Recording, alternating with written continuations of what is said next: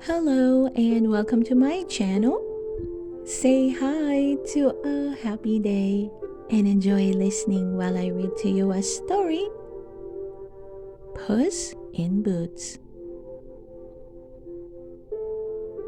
Once upon a time, there lived a miller who had 3 sons. And when he died, he left all that he had to be divided amongst them. It was only fair that the eldest son should have the mill, and of course, the second son claimed the donkey and cart. So all that was left for the youngest was the miller's black cat. "Dear me," said the boy as he took the cat in his arms and stroked him gently. "I am very fond of you, Pussy dear, but I can't see how I'm to make a living out of you." "Just leave that to me, dear master," said the cat, rubbing his head against the boy's shoulder. "If you can manage to get me a large bag and a pair of top boots, you will see how I can serve you." So the miller's son took the last few shillings he had and bought a large bag with a string run around the top of it. And then at the shoemaker's, he bought a pair of yellow top boots, which that he thought would go well with the cat's coat. Puss was very much pleased with the yellow boots, and he put them on at once. Then he ran to the garden and cut some fine young lettuces and put them in the bottom of his new bag and went off to the woods. As soon as he came to a nice large rabbit hole, he put the bag down with its mouth open so that the lettuces could be seen. And then he crept away and hid behind some ferns close by. Presently, a fat gray rabbit came peeping out. He smelt the lettuce, and his white tail sat straight up with joy as he hopped into the bag to begin his feast. But Puss in Boots crept quickly around the other side and drew the strings together swiftly, so that gray rabbit was safely caught. Then Puss slung the bag over his shoulder and set off walking in his yellow boots until he came to the king's court. The sentinels stood in the way and wanted to stop him, but Puss in Boots held his head very high and said in a grand voice, "A cat may look at a king." And so he passed on until they presented him to the king himself. "Your Majesty," said the cat, bowing very low, "I have brought you a fat rabbit from the estate of my master, the Marquis of Carabas." The king could not help smiling as he looked at the black cat in yellow boots, but he accepted the present graciously, and Puss in Boots left the court with great dignity. The next day, Puss took his bag again, and this time he put a handful of grain in it and took it out of the fields. Then he stretched himself out close by and pretending he was dead.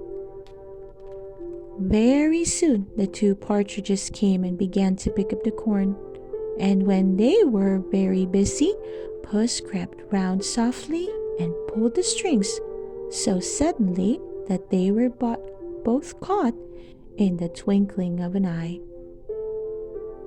Then he shouldered the bag and set off once more for the palace. This time the sentinel knew Puss in Boots and let him pass with a smile, and everyone made way for him until he came to the king.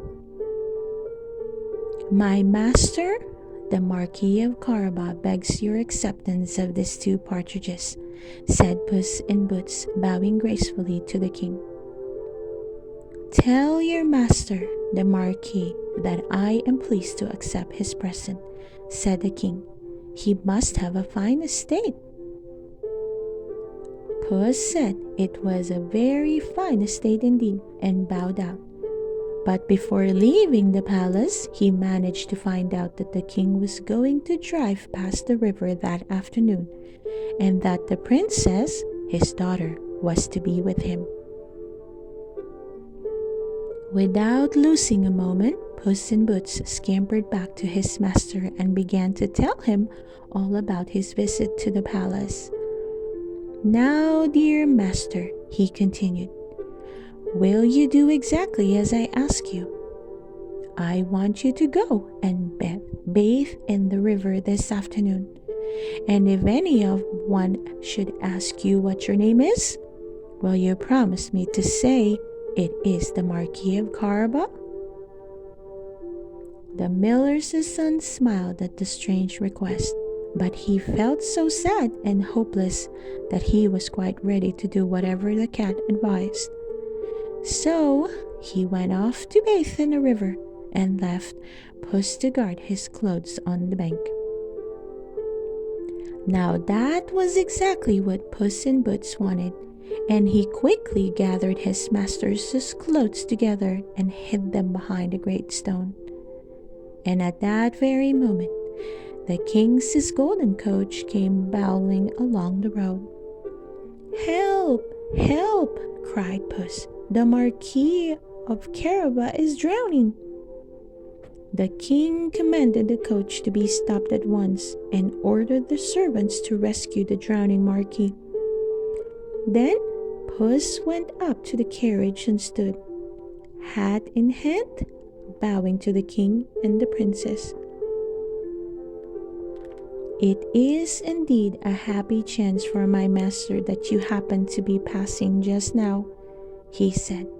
"But alas, some thief has stolen all the clothes which the Marquis left on the bank when he went to bathe, and it is too far to send to his castle for others.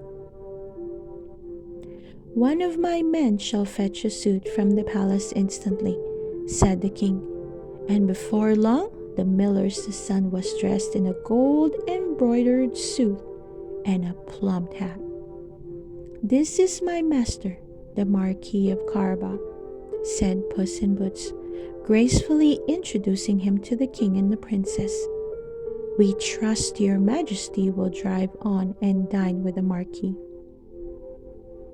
"With the greatest of pleasure," said the king, and he invited the Marquis to sit opposite the princess in the royal carriage. Then Puss disappeared in front and ran like the wind, taking a shortcut so that he left the carriage far behind. And first he came to a field of hay where the haymakers were busy working in the bright sunshine. "See here!" cried Puss in Boots as the haymakers stopped to stare at the black cat and the yellow boots. "When the king passes this way and asks to whom this field of hay belongs, you are to say, 'To the Marquis of Carabas, your majesty.' If you do not say exactly those words, you shall be hanged." Then he ran on until he came to a field of wheat which the reapers were busy cutting. "Look here, my fine fellows," said Puss in Boots, shaking a paw at them. "The king will soon pass by, and when he asks who is the owner of this wheat field, you are to say, 'It all belongs to the Marquis of Carabas, your majesty.' If you say anything else, you shall be hanged." Then off he ran again until he came to a great castle where a terrible ogre lived. He was such a fierce and powerful ogre that he lived all alone and no one would ever come near him. But Puss in Boots pulled the bell boldly, and when the ogre opened the door and glared out, he bowed politely and walked in with little mincing steps, showing off his yellow boots. And the ogre was so astonished to see such a visitor that he could only stare with his mouth open. "Good afternoon, your mightiness," said Puss calmly. "I have heard so much about you that I thought I would call and see you. Is it really true that you can turn yourself into a wild beast?" "Just wait and see," said the ogre, much gratified, for he was very proud of the wonderful things he could do. And in a second he had vanished, and a great ramping roaring lion sprang towards Puss in Boots, who disappeared swiftly up the chimney. "Ha ha!" laughed the ogre when he had changed himself back again. "How do you like me when I'm a lion?" "Not very much, thank you," said Puss, cautiously creeping out. "Of course it is very wonderful for such a great ogre as you are to turn yourself into a big beast, but I suppose it would be quite impossible to change into a tiny animal, such as a mouse for an instance." "That would be quite as easy for me," said the ogre proudly. And in a moment he had vanished, and the little sleek mouse ran across the floor. With 1 pounce, Puss was on him. He seized him with his teeth, gave one shake, and the ogre was dead. Meanwhile, the royal carriage came rolling along the road, and when it came to the hayfield, the king called to the haymakers and asked, "To whom does this fine hay belong?" "To the Marquis of Carabas," said the haymakers, trembling with fear, for they were sure the cat with the yellow boots was listening close by.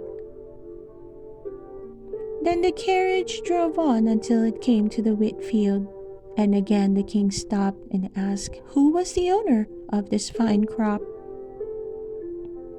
"It all belongs to the Marquis of Carabas, your majesty," said the reapers in trembling tones. "You really have a splendid estate," said the king, turning to the miller's son. And he thought to himself, "This young man is almost good enough to marry the princess." And by they came to the ogre's castle, and there Puss in Boots helped them to alight and showed them into the banqueting hall, where a splendid dinner had been prepared for the ogre. "My dear Marquis," said the king, "your title is not fit for this splendid castle. You shall no longer be called the Marquis, but the Prince of Carabas." So the miller's son knelt before the king, and under the stroke of the royal sword he became a prince. And as he loved the princess, and the princess loved him, they were married and lived together happily in the ogre's castle. Of course, Puss in Boots lived with them and was made master of the robes. And though he never needed to go hunting again, he always kept the bag which his master had given him and always wore top boots of yellow leather. The end. I hope you enjoyed listening to this story, Puss in Boots. Please don't forget to hit that like button and subscribe to not miss any stories every time. Thank you. See you soon.